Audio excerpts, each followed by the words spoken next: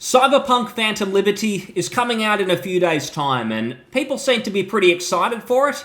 It's doing really good numbers on Steam. I believe I saw that it was even beating or close to beating Starfield in terms of player numbers. So that's pretty good for a 3-year-old game that's coming up against something that released not that long ago.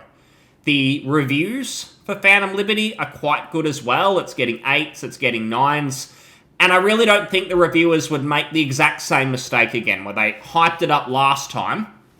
Even though they'd played it, they, I imagine, had early access copies. That's what I was led to believe. I know there was some talk about them getting some skewed ones where they were maybe not reflective of at least the console releases.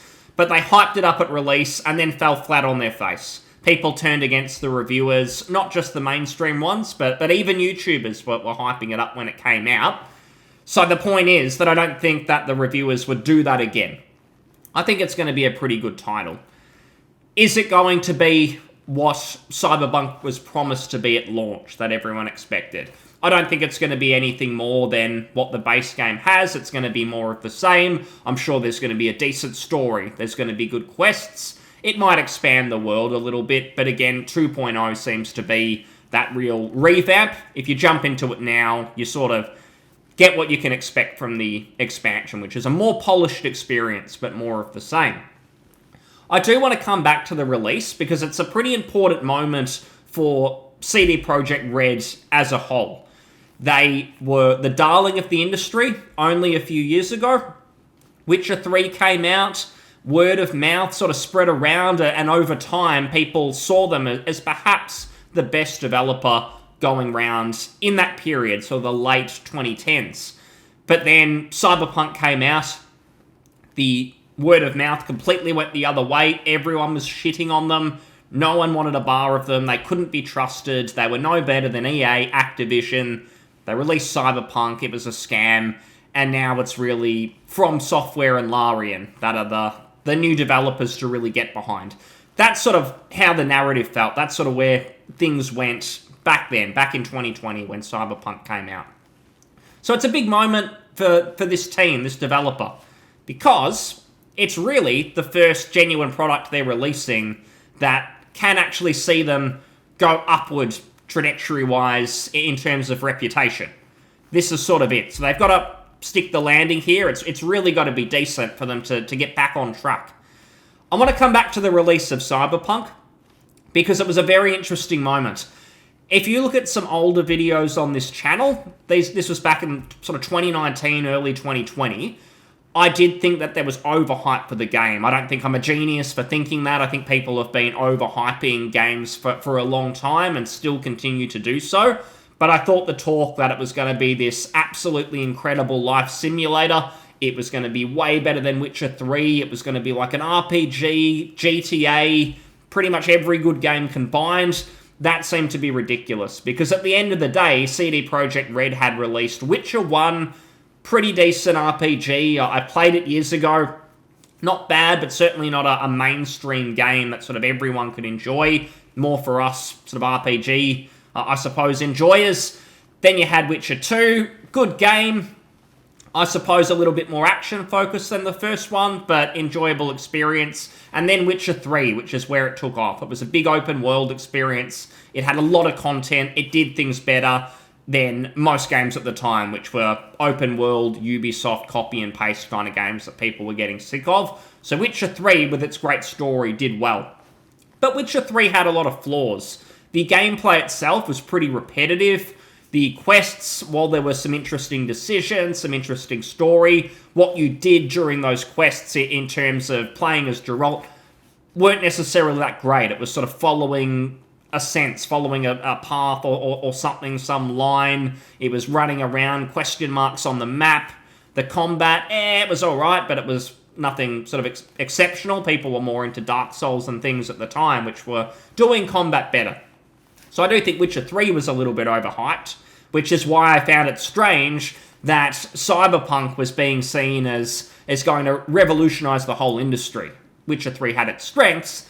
What do those strengths really mean for Cyberpunk? Because this is a game that's aiming to be like Deus Ex.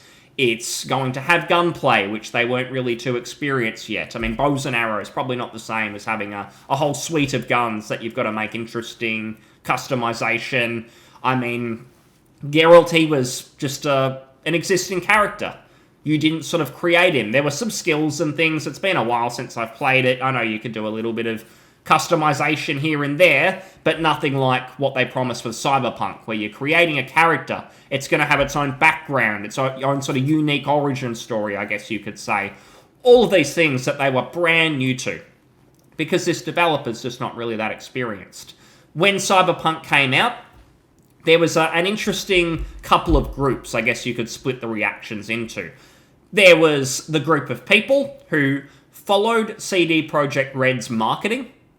I think their marketing, I'm not even sure if it was CD Projekt Red themselves who promised that it was going to be a GTA experience where you could live in Night City, you could genuinely live there. If you play this game, it's going to kill your depression. It's going to allow you to live your own life. You can go down to the hot dog stand, eat a hot dog, go to work, do some missions, live as this agent, go dancing at the nightclub at night, and then go back home to your apartment, and you can live anywhere. There was sort of an expectation to that level, I think, and I'm not sure if the players themselves just decided that this was going to be the case, maybe based on looking at a couple of trailers that looked interesting, or if CD Projekt Red decided at the start they were going to market the game this way to build up the hype.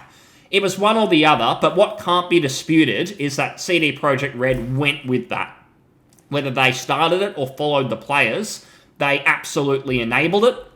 So when the game came out, they are to blame when it comes to the hype not sort of being lived up to. So there was that group who were expecting more of a life simulator rather than a role-playing game experience with quests, something more similar to Witcher 3, but a little bit more modern in the sense of guns and a futuristic city. That group, they were not happy when the game released, but I don't think the game was ever going to really be for them. Whereas you had the group who played the game on console, and it was a scam, at least on Xbox One and PS4. The game was a genuine sham there.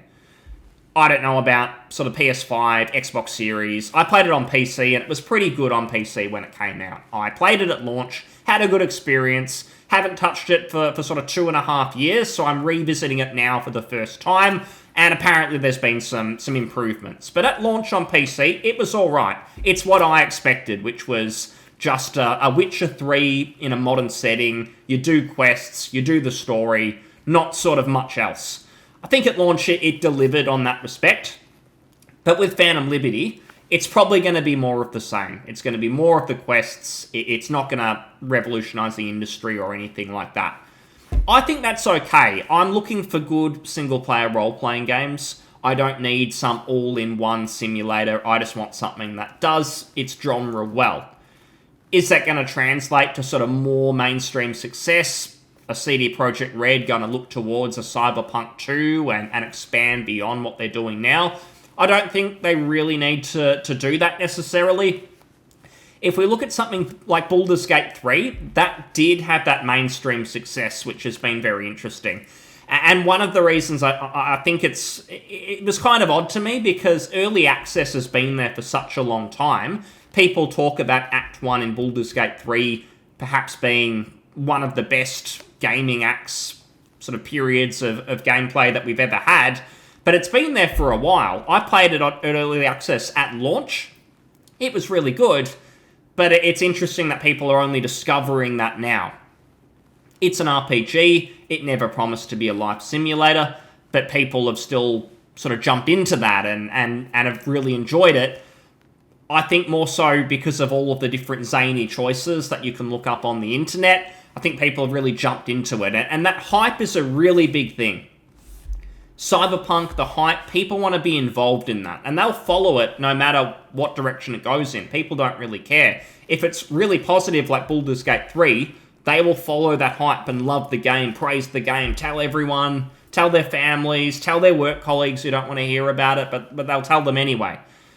If it goes the other way, and people are disappointed, like they were with Cyberpunk, then people will follow that, and they'll shit on the game, they'll never give it a chance. CD Projekt Red have had a lot of time. No one sort of cares about it to that extent anymore. I think it's still going to be a popular release and people will play it, but I think that's going to be more with the core gaming crowd, not necessarily a big mainstream sort of gaming crowd like when it released. So that should be interesting. When it comes to the future of CD Projekt Red, so Phantom Liberty is going to come out. It's going to be pretty good. I don't think the mainstream reviewers would have given it 9s, 8s, if it wasn't a good experience. So I think CD Projekt Red know that they put the work in and they can walk away from Cyberpunk now without feeling like it's a total embarrassment. It's at an acceptable level now. But where do they go from here? Because we know that they have multiple Witcher projects in development. There's a remake of the first game. I imagine after that releases, they'll probably remake the second game as well. They'll probably want some, I suppose, consistency there, so people can play the whole series and feel like it's a similar genre from start to finish. They're not sort of totally different games. I know that they've got Witcher 4 in developer, which we don't sort of know much about. But they have also talked about a Cyberpunk 2. I think that's very interesting because really, Cyberpunk, if we be fair and say that they started development properly after the release of Witcher 3, I'm not really sure if it went into sort of full swing then, or if it was before, or if it was after the DLCs, but it was somewhere around that time. So coming out in 2020, did it sort of have 5 years of full development? And what they released was what we got, which was a mixed bag, if we're fair to say. Or is it only releasing now, essentially, for real, which should be 8 years. 2023, it took them 3 years to get 2.0 out, which is where we are, which is where I suppose the general public feels that the game is in a good place. That would have been 8 years of development. I do think that there's a lot more that has to be done when you develop a futuristic or even a modern setting compared to a fantasy setting where it's rolling hills, it's wooden villages. You can get away with a bit more than a city where every meter, there's something sort of got to be going on. It can't just be an empty piece of grass. So I do think that there's something to be said there. Are they going to develop a modern game like that again? Because it's taken them 8 years to get it right. And there's all the backlash that the series has had. People are a bit on the fence. Would a Cyberpunk 2 be able to generate all of that hype? I really do think there would be diminishing returns there. And if they release a Cyberpunk 2, it's going to get nowhere near that level. It's at best going to be a positive release. I think it'd be something like a Pillars of Eternity 2 situation, where it comes out, it gets a decent reception, but people still have memories of the first one, maybe not being incredible. I think something like Outer Worlds 2 will be similar. The game came out, and there's a crowd that seems to like it, but I think most people would say it's a good RPG, a good game for its time, given that we get so many microtransactions, pay-to-win multiplayer games, and we do have to appreciate the single-player games that are solid, but I don't think it lived up to the Fallout New Vegases or some of the RPGs we got in the past. So I think something like Outer Worlds 2 won't really do that well, and I'd put Cyberpunk 2 in a similar boat. I do, and this might be a bit of a conspiracy theory, but I think they may have announced Cyberpunk 2 with genuine intentions, but over time they may quietly walk away from it. If they hadn't have said that there's going to be a future Cyberpunk game, if they had have said, no, there's not going to be a second one, this is it, I think there would have been less hype around Phantom Liberty and the continual improvements, because people would have felt like the series is dead. So what's the point of this expansion? It's sort of tying it off. They want to just rub their hands a bit and move on. Whereas they want to really have that momentum and say the franchise is continuing. We're building on it. This expansion is part of that as well. So that could be the case.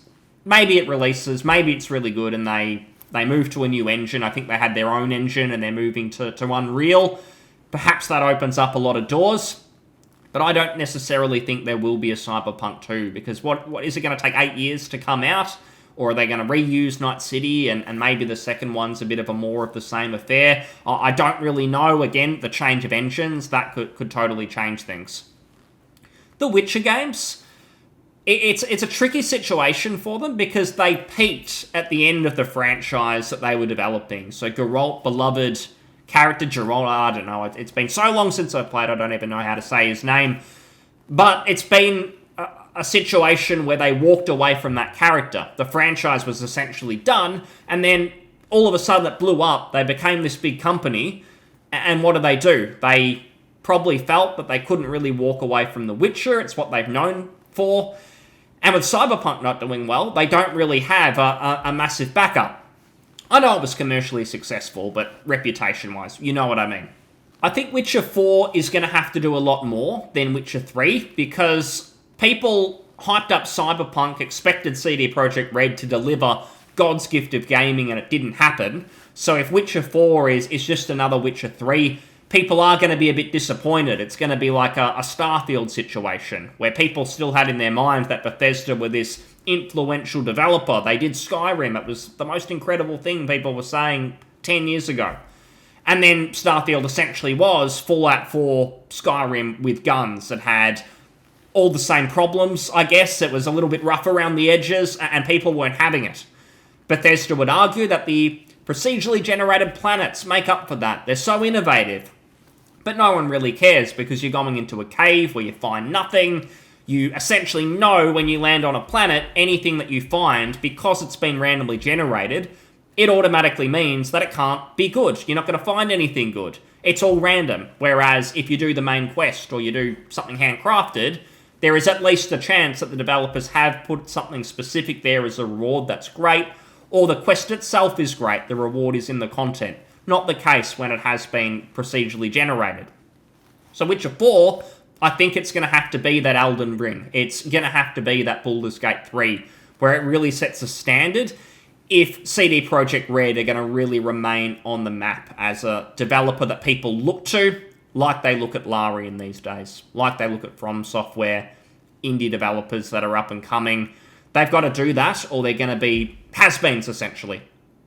So thanks very much for watching, and I'll see you next time. Cheers.